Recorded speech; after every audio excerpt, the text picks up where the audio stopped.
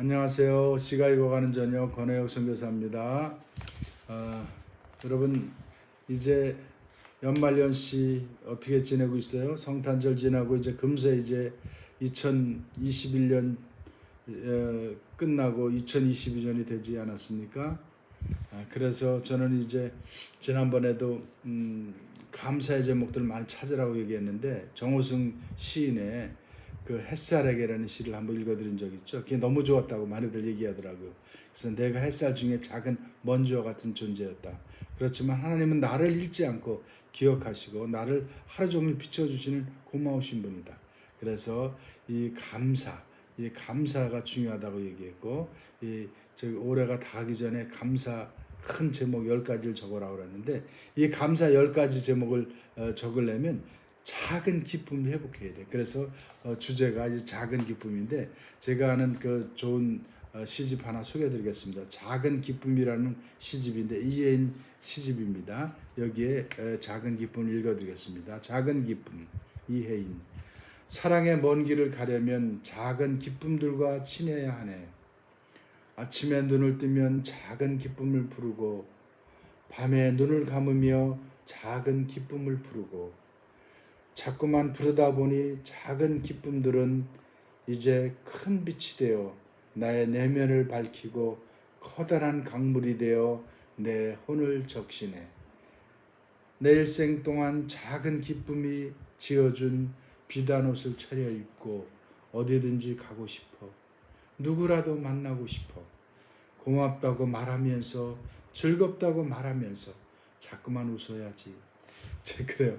자꾸만 웃어야 될 제목이 작은 기쁨을 찾았을 때, 사랑의 먼 길을 가려고 하지 말고 작은 기쁨부터 먼저 헤아려 볼 때 사랑의 길을 찾아갈 수 있다고 합니다.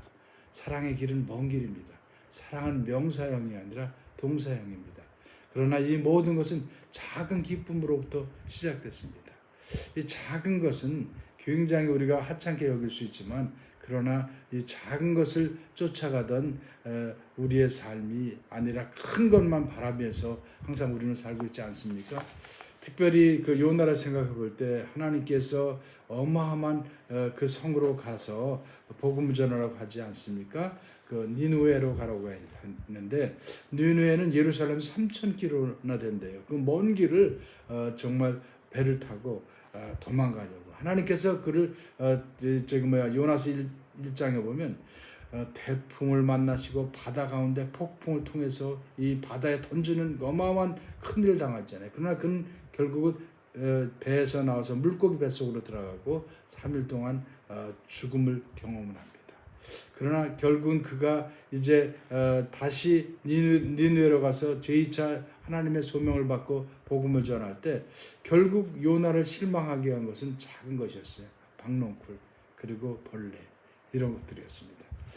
자, 요나서 4장 10절에 보니까 여호와께서 가라사대 내가 수고도 배영도 하지 않은 이 작은 것 하나에 네가 이 박농쿨 하나 이렇게 아꼈거든. 이 큰 성읍 니느웨는 좌우를 분별하지 못하는 12만 명이나 되는 사람들이 있고, 그리고 육축도 내가 아끼는 것이 당연하지 않느냐, 이렇게 얘기하지 않습니까? 우리는 모든 것이 큰 것들을 좋아합니다. 선교도 커야 되고, 선교 보고도 커야 되고, 선교사도 큰 사역을 해야 되고, 그리고 큰 업적을 남겨야 되고, 큰 교회를 세워야 되고, 큰 열매를 맺어야 되고, 그런 마음을 가지고 선교하는 사람은 이미 선교사가 아닙니다. 선교는 작은 것에서부터 시작됩니다. 작은 현진 한 영혼 한 영혼을 가슴에 품지 않으면 결코 우리는 선교사로 살 수가 없습니다.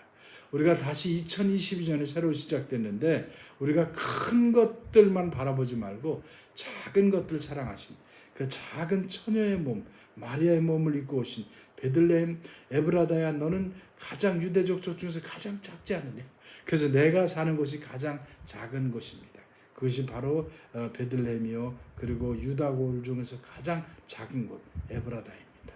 그래서 여러분들 이 작은 것을 결코 소홀히 하지 말고 태국 영혼들, 여러분이 섬기는 한 영혼 한 영혼들을 귀하게 여기고 그들 하나님의 나라에 갈 수 있도록 우리가 인도하는 것이 선교사입니다.